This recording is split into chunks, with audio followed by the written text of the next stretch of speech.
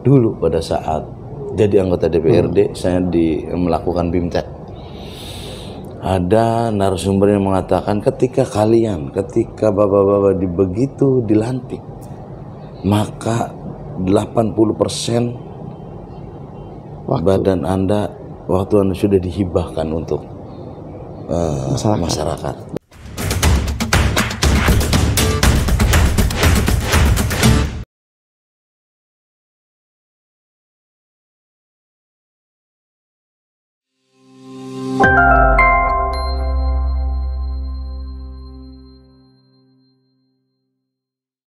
Assalamualaikum warahmatullahi wabarakatuh. Bertemu lagi dengan saya Yadi Jaya Santika dalam podcast Kabar Badung TV.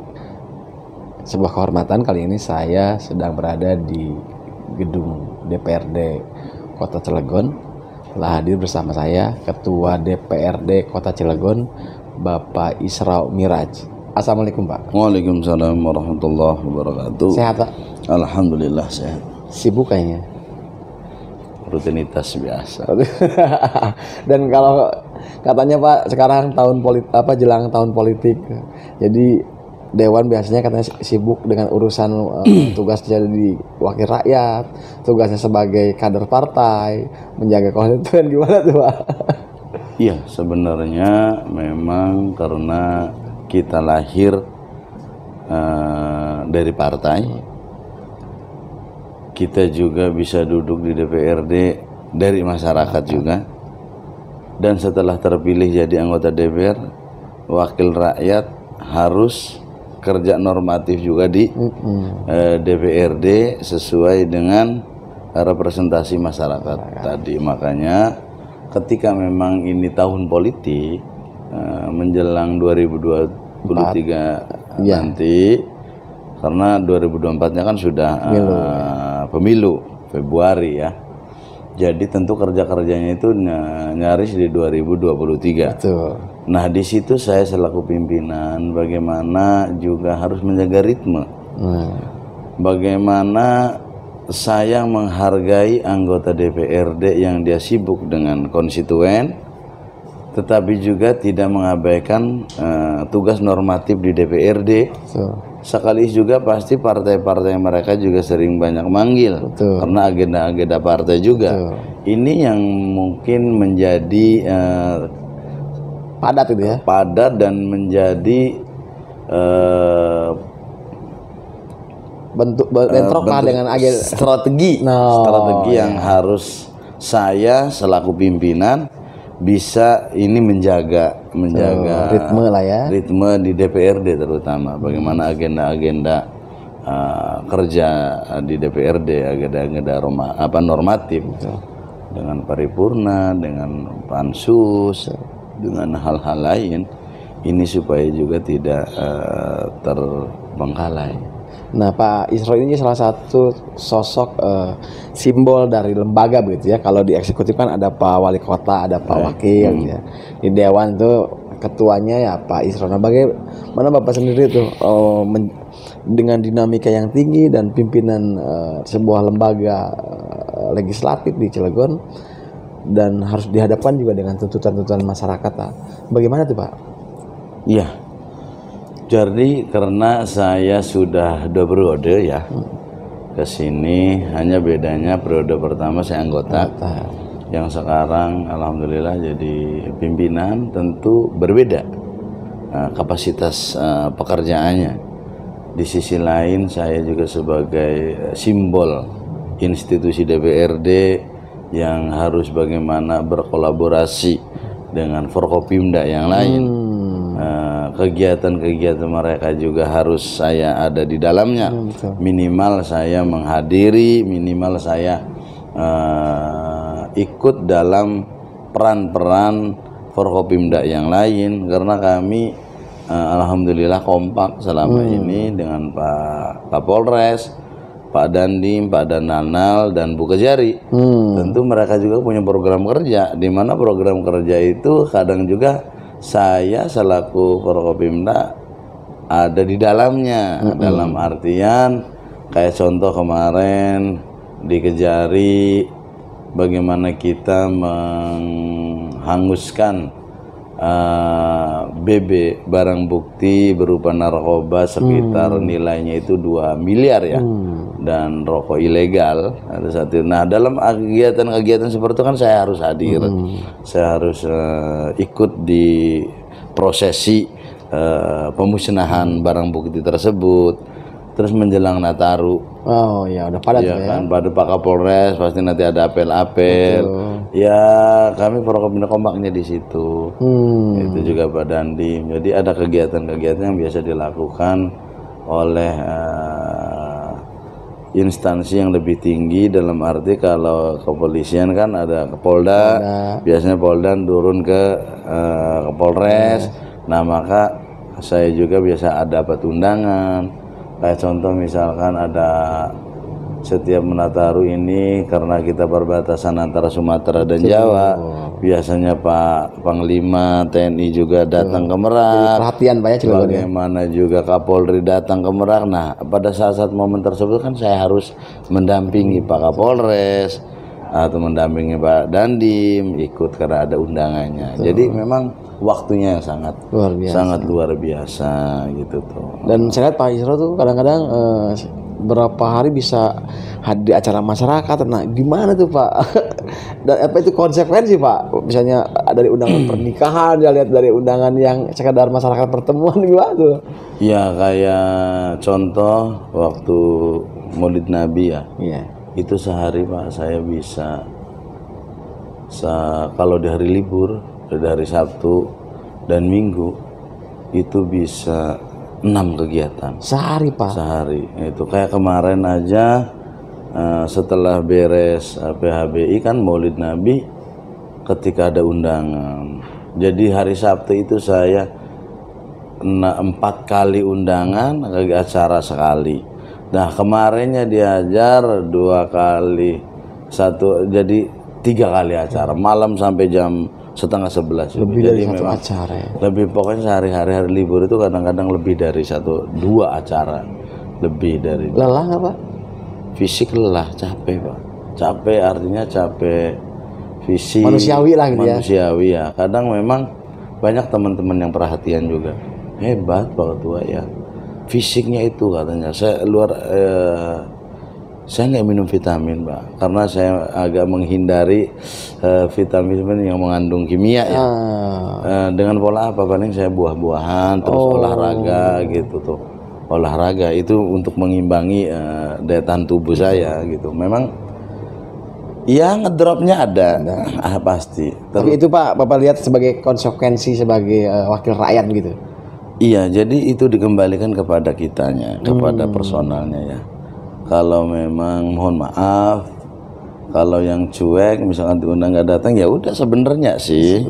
Tapi kan tanggung jawab moral Pak ya. Tanggung jawab moral gitu yang bagaimana. Dan memang ya saya itu kalau kata istri mah, kata anak-anak itu nggak mau diem di rumah. Gitu tuh. Nggak mau diem di rumah. Kayaknya kalau justru kalau di rumah itu sakit. Komplain mereka sih seperti itu. Jadi anak-anak itu kayaknya ngelihat ayah itu gitu tuh. Kayaknya kalau mereka udah hafal kan ya. Dan paham tugasnya bapaknya gitu ya. Gitu. Walaupun kadang pada saat tertentu komplain juga. Buat kaitannya mana? Betul. Itu makanya ketika dalam kegiatan, ketika ada di rumah, entah sambil makan, anak-anak kumpul, taruh handphone semua. Yuk, ayah lagi di rumah nih, kita ngobrol. Kumpul, handphone disingkirkan. Handphone disingkirkan, nggak boleh main handphone, taruh masing-masing. Udah, yuk kita ngobrol, kita diskusi. Itu paling waktu-waktu dimana kadang kalau lagi makan malam, gitu tuh. Karena memang itu pun terbatas kayak tadi malam. Begitu habis maghrib udah ngaji dulu anak, begitu habis ngaji makan yuk kita makan ngobrol. Udah ngobrol, begitu udah jam 8 ada undangan lagi kan, haul gitu tuh. Saya harus pergi lagi gitu. Jadi pas pulang curi-curi waktu lah gitu ya. Curi-curi waktu gitu. Memang ya harus sih. Makanya saya ingat betul dulu pada saat jadi anggota DPRD saya melakukan BIMTEK. Ada narasumber yang mengatakan ketika bapak-bapak begitu dilantik, maka 80% badan Anda waktu Anda sudah dihibahkan untuk masyarakat. Dan itu benar Pak. waktu itu pertama kali jadi anggota dewan. Oh iya benar. Begitu ngomong lagi, jadi ketua DPRD 95%. Lebih banyak tarik sana ya. Lebih banyak. Nah tapi kan Pak Isra kemudian muncul sebagai salah satu tokoh di Banten ya dengan kapasitas Bapak sebagai wakil ketua DPRD. Ketua DPRD. Ketua DPRD Cilegon. Nah bagaimana kemudian Pak Bapak sebagai pimpinan sebagai legislatif tentu juga bersinergi dengan eksekutif. Nah tapi kan yang namanya DPRD itu juga Pak salah satu tugasnya kontrol ya. Kontrol. Bagaimana kontrol ke eksekutif dan mengawal aspirasi masyarakat. Nah, Bapak bagaimana melihat DPRD sekarang sinergitasnya dengan eksekutif? Dari Bapak sendiri. Iya, jadi begini. Karena mungkin sejarah baru di Cilegon. Betul. Antara penguasa Betul. dan DPRD-nya berbeda. Ya, kepemimpinan baru sekarang. Maka di situ dinamikanya muncul. Kenapa saya sebut demikian? Dinamikanya muncul itu fungsi controlling dan fungsi legislatif, fungsi budgeting tentu pasti ada dari periode ke periode pasti ada. Itu ada perbedaannya. Apalagi yang saya bilang sekarang dengan berbedanya kekuasaan di DPRD dan di eksekutif. Nah, maka kemudian sering saya katakan kita harus objektif. Dalam arti karena objektivitas harus tetap kita jaga supaya juga jangan dianggap kritik kita itu dengan dasar like and dislike atau suka atau tidak tendensi suka, lah Pak ya, atau tendensi terhadap pemerintahan sekarang gitu tuh. Nah di DPRD ini kan tentu ada bermacam partai politik. Betul. Beda, sering saya bilang bedanya kalau mereka di sebelah kan kepala ya. Betul. Kepala itu tentu punya bawahan, punya anak buah. Kalau ketua kan tidak punya anak buah, punyanya pengurus. Iya kan? Punyanya berarti tupoksinya juga berbeda. Bukan struktural. Kalau di sana struktural, ke bawahnya komando kan, perintah. Kalau kita kan koordinasi. Iya. Bagaimana menjalankan komunikasi. Nah, disitulah memang perbedaan yang sangat menonjol. Ya, kemudian ini saya coba memposisikan diri terhadap sesuatu yang memang saya harus objektif. Betul. Karena belum tentu apa statement saya yang saya sampaikan anggota juga mengiamini. Karena kan berbagai macam tadi partai tadi dia sudah melakukan partai politiknya melakukan komunikasi tentu kan kita hargai itu. Makanya di sini saya bilang tolong, saya sangat memahami bahwa kita adalah representasi partai. Karena yang ikut pemilu itu bukan ISRO, tapi partai politik. Nah, di dalamnya ada kita, kecuali pilkada, beda, dirubah kan. Nah, makanya saya hargai apa keputusan dari partai melalui wakilnya di DPRD, maka saya dengan terbuka, saya memaklumi, memahami. Yuk kita tetap jaga kerukunan, jaga soliditas, jaga kekeluargaan kita di DPRD. Pada saat tertentu kita harus berbeda pandangan, berbeda statement, tapi pada saat tertentu kita sama, adalah keluarga besar DPRD yang marwahnya ini harus kita jaga bareng-bareng. Seperti itu. Makanya ketika ada dinamika di DPRD, saya sebagai ketua sering mengatakan, saya akan menghargai saudara-saudara ketika itu menjadi keputusan partai. Seperti itu. Nah, artinya kan Bapak sebagai katakanlah simbol pimpinan ya.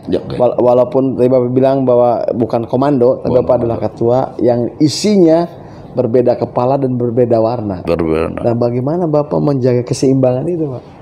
Iya, makanya menjaga keseimbangan itu saya harus memutar otak kan. Tentu Harus sabar mendengar setiap kepala, Pak. Sabar dan harus juga memahami dari berbagai macam diisi kepala teman-teman itu seperti apa.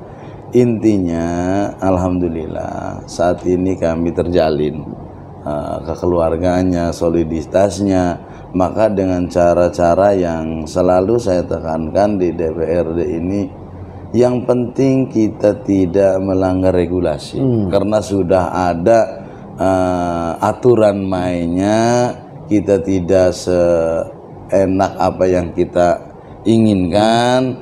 Kayak contohnya terkait bagaimana fasilitas sudah dipatok sama pusat.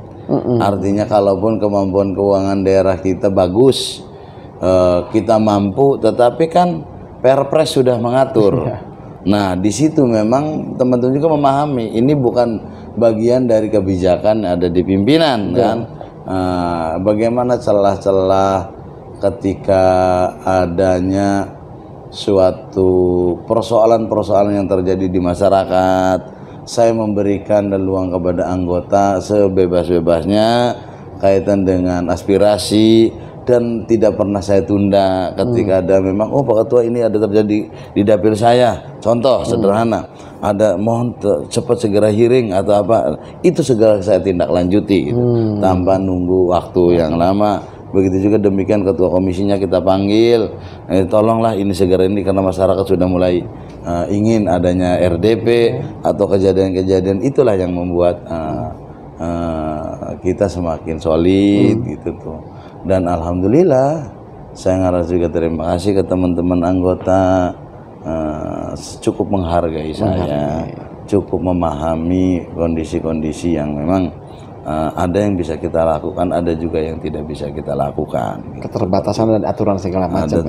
Kayak contoh nanti kita ada program sosialisasi perda di 2023. Kita lihat payung hukumnya ada enggak gitu. Oh ada, misalkan bisa dilakukan. Yuk teman-teman kita jalan gitu tuh. Seperti itu. Nah sekarang kita mau coba tanya Pak, Bapak kan partai pemenang pemilu di Cilegon gitu ya? Iya.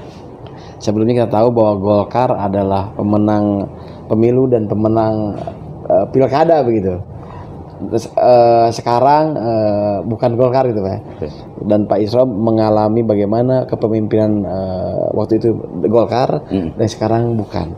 Konon katanya Pak ada pergeseran fokus pembangunan dari dulu dengan kalau dulu ke lebih ke infrastruktur, sekarang katanya ke SDM. Gimana tuh Pak Isro melihatnya? Iya, benar. Nah, sering dan selalu saya sampaikan di berbagai macam momen, karena kita setiap berorganisasi atau profesi kita di mana kita harus memahami apa tupoksi kita, kan gitu tuh.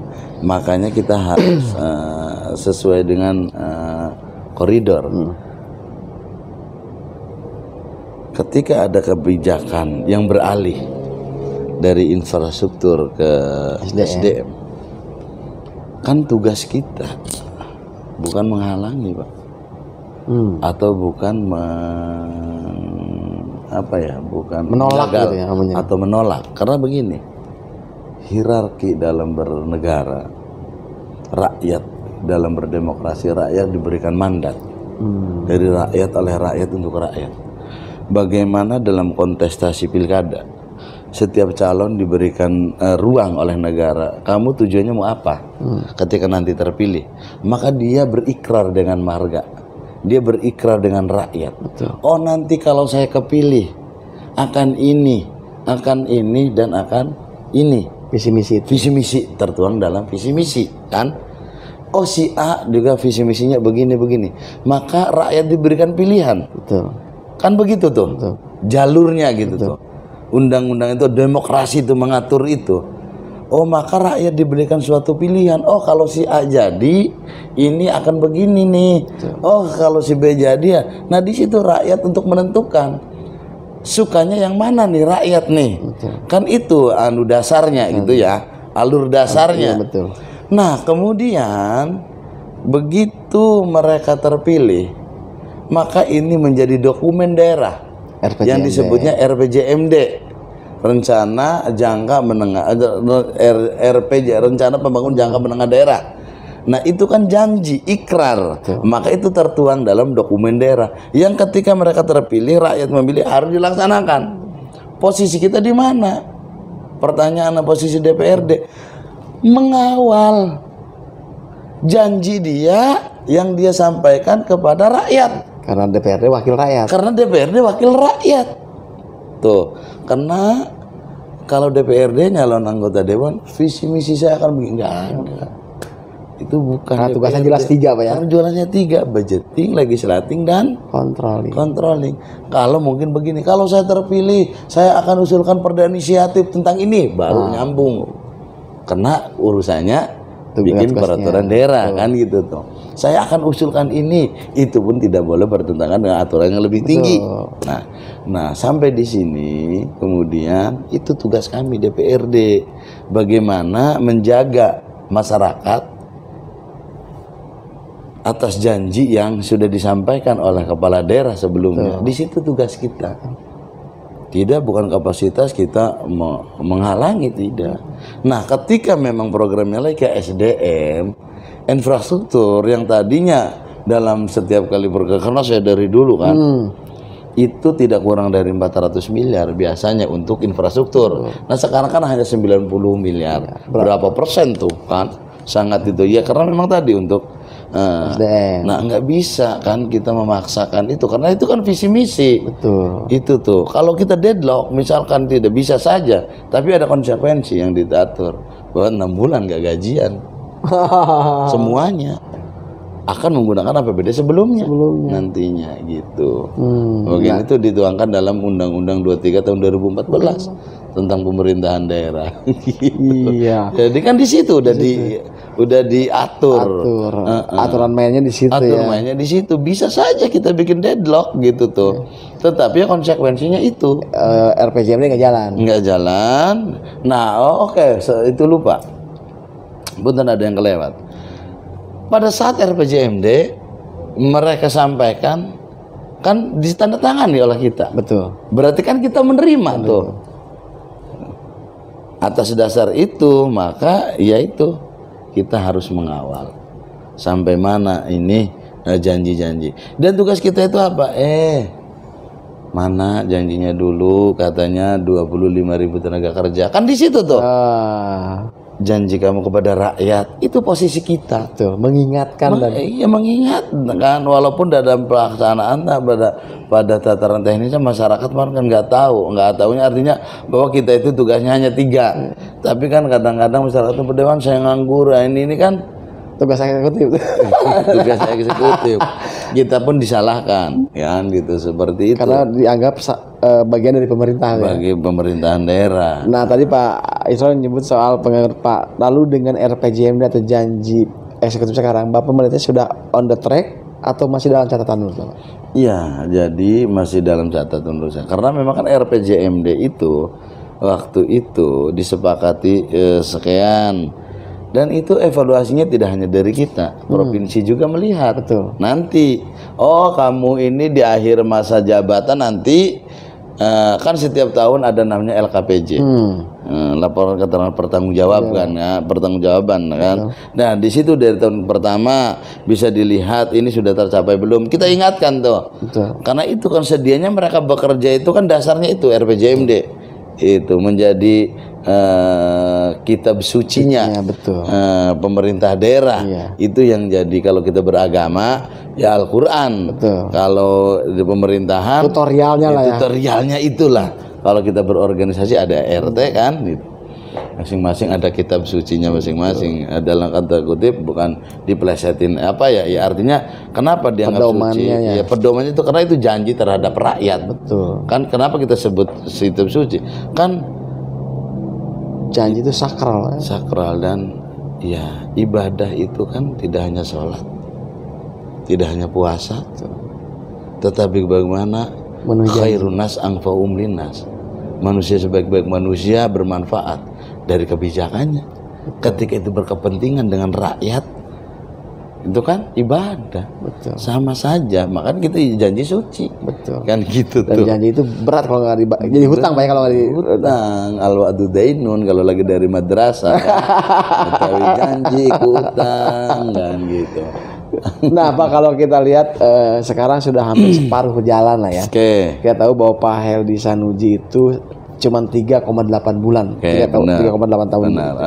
Nah, kalau Bapak lihat dengan posisi sekarang separuh jalan, Bapak melihat apa sebenarnya tantangan yang sebetulnya dihadapi Pemkot Cilegon dalam hal ini Heldy Sanuji, termasuk tantangan Dewan dalam mengawal itu? Iya.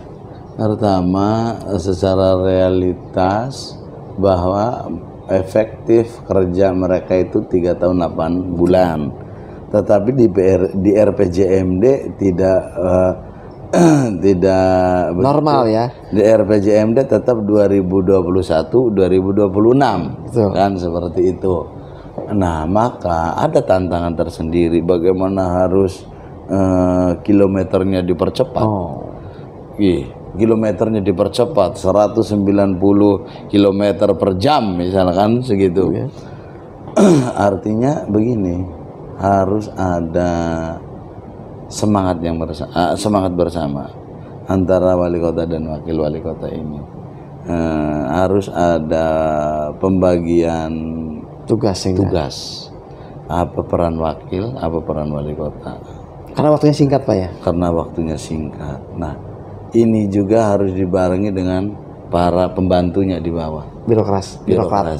Itu kan sebut kalau istilah di negara kan pembantu presiden kan. Kalau di bawah ya pembantu wali kota kan, seperti itu. Makanya ini nonsen ketika semua tidak frame-nya tidak searah. Kalau ini berbeda, tidak seirama. Wali kota kemana, wakil kemana, kan? Birokrat kemana? Apalagi yang dikedepankan menjelang politik. Misalkan hanya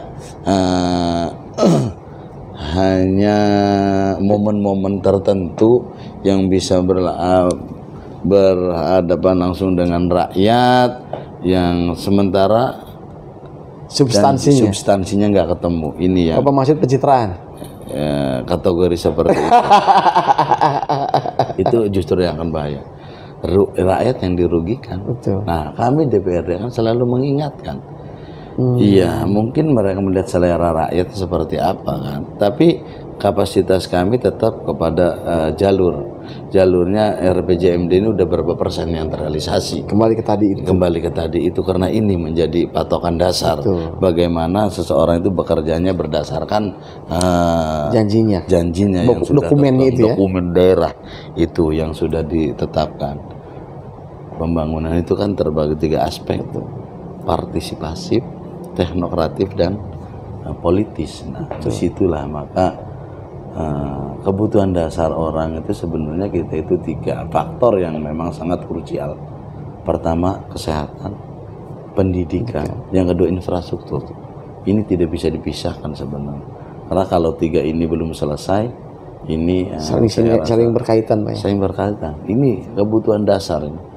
Makanya kalau disebut dalam pemerintahan itu pemerintahan wajib berkaitan dengan permintaan wajib berkaitan dengan pelayanan dasar. Betul. Disebutnya dalam hukum tata negara. Dan indikator salah satu kota yang maju adalah pelayanannya dasarnya hebat. Pelayanan dasarnya hebat. Bapak ya. kita Cilegon sudah ke situ belum, Pak? Pelayanannya sudah maksimal.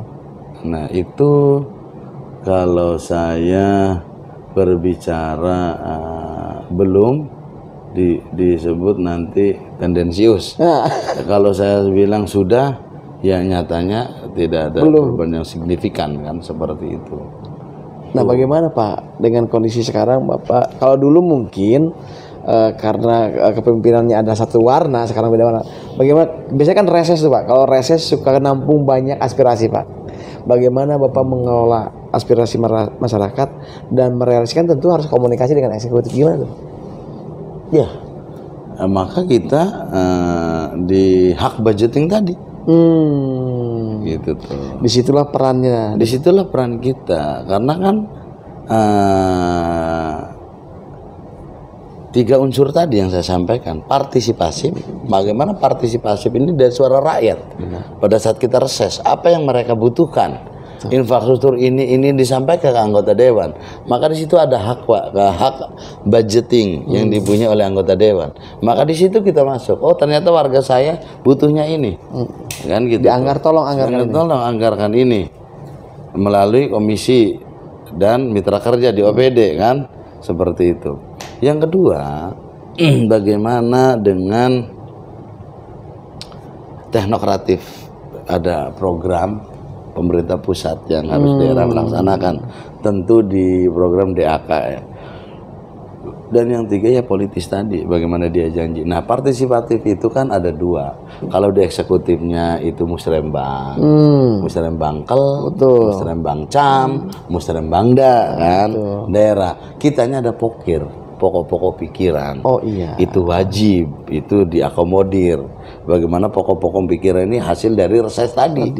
Nah, disitulah ada persentase di mana anggota dewan itu meminta sesuatu itu bukan berdasarkan lisannya, tetapi penyambung lidah lisan rakyat yang dia sampaikan pada saat reses ataupun pada saat momen-momen tertentu di masyarakat ya. Nah, ada fenomena baru sekarang. Jadi fenomena baru yang tadi saya sampaikan, bukan punten, bukan saya sombong, bukan saya sok di aku masyarakat, atau sok di undang masyarakat. Berbeda mungkin dengan yang dulu-dulu, karena mungkin kalau dulu kan satu itu ya. Iya. Satu bendera dari ketua dewan itu ya tugasnya ya di dalam. Betul.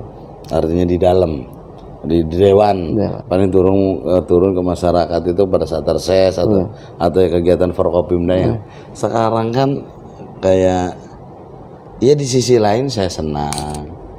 Di sisi lain itu tuh waktu yang capek. Betul. Kan saya undangan itu udah se-Cilegon. Kayak contoh PHBI kemarin Maulid Nabi, 32 undangan ya yang saya terima, dan rata-rata orangnya datang ke kantor minta dihadiri oleh saya. Mintanya ke ketua dewan. Kalau dulu kan wali kota yang sibuk. Sekarang kan tapi ngomong ke sana masih bilang saya ketua dewan kan, bukan wali kota. Iya tahu kan. Udah tahu. Ya, makanya alhamdulillah sekarang lebih populer deh. Oh gitu ya. Maksudnya DPRD-nya. Iya. Karena ketuanya banyak undangan. Banyak undangan seperti itu dan ada kebahagiaan tersendiri. Itu. Pengakuan pada warga. Karena sering saya bilang bahwa wa mal hayatad dunya. Kalau kita mengutip firman Allah ya, wa mal hayatad dunya illa mata'ul ghurur, bahwa sesungguhnya kesenangan dunia adalah menipu. Artinya apa menipu itu? Saya enggak mau terjebak dalam euforia jabatan. Oh iya, sekarang saya lagi jadi ketua DPRD. Segala kebutuhan, cintakan protokol ada, dikawal, ajudan, kan ibaratnya fasilitas yang melekat sebagai ketua DPRD. Nah, maka dengan itu saya coba, oh ini saya tidak mau tertipu, karena setiap orang ada masanya. Betul. Setiap masa ada orangnya. Setiap masa ada cerita. Setiap cerita ada akhir. Karena akhir adalah takdir. Betul. Tidak bisa kita lepas dari situ.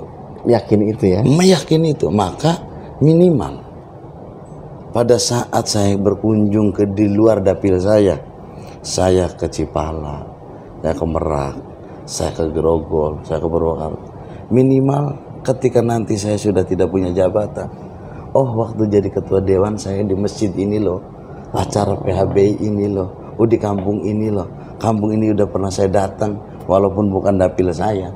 Oh saya waktu itu diminta aspirasi ini bangun ini loh di ini, ada kepuasan tersendiri. Oh ini jangan ini karena waktu Pak Isra ketua dewan gitu ya? Ya seperti itu.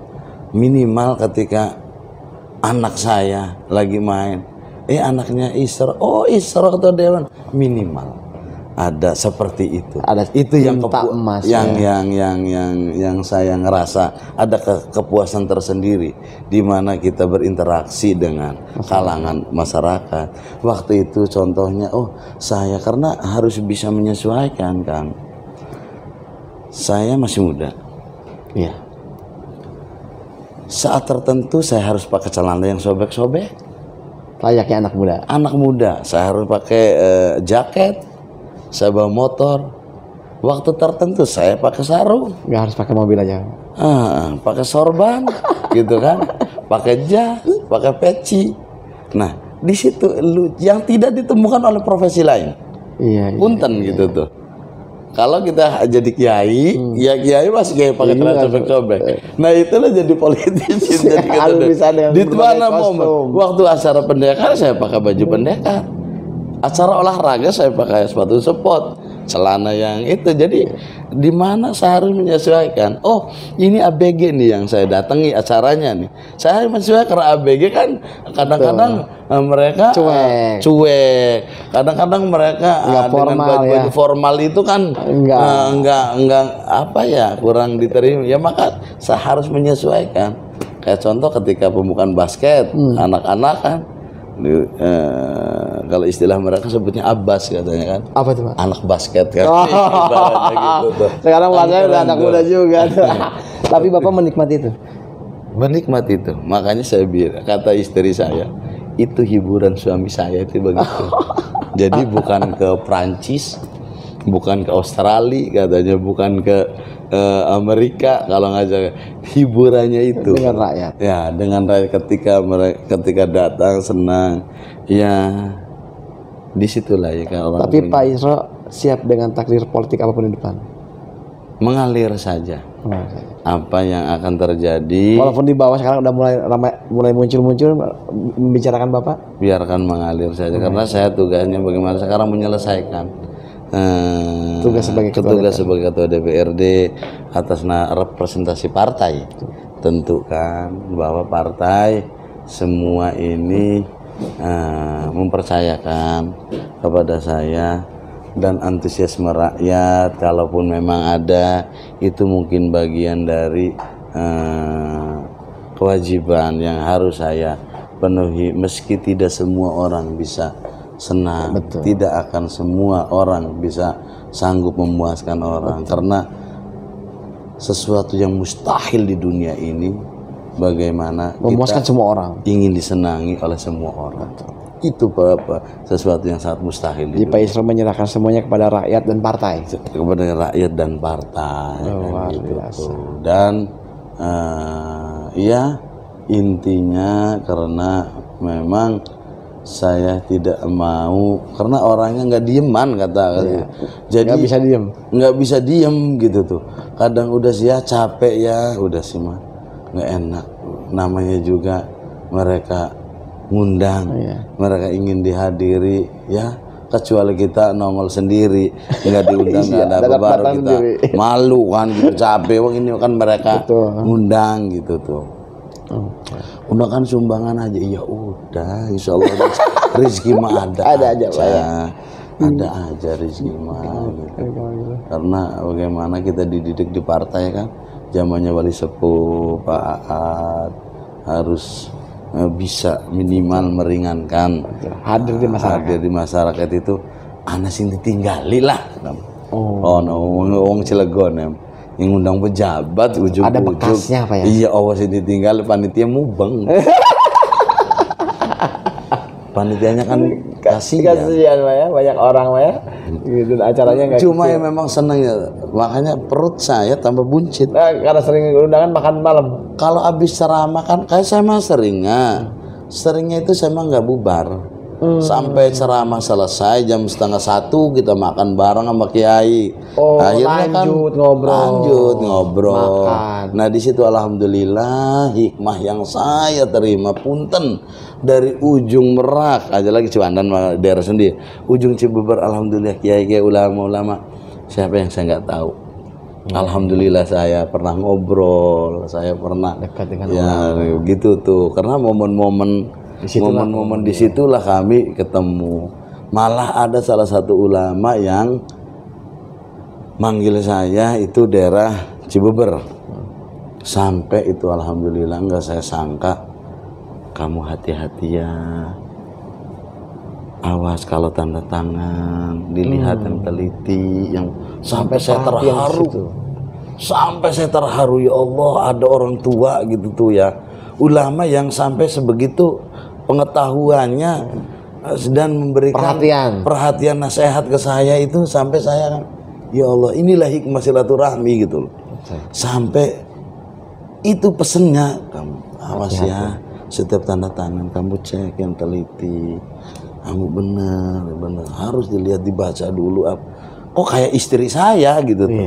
Padahal orang lain lah ya. Padahal orang lain gitu tuh, entah apa itu. Jadi pada saat itu kalau nggak salah saya diminta jadi saksi pernikahan.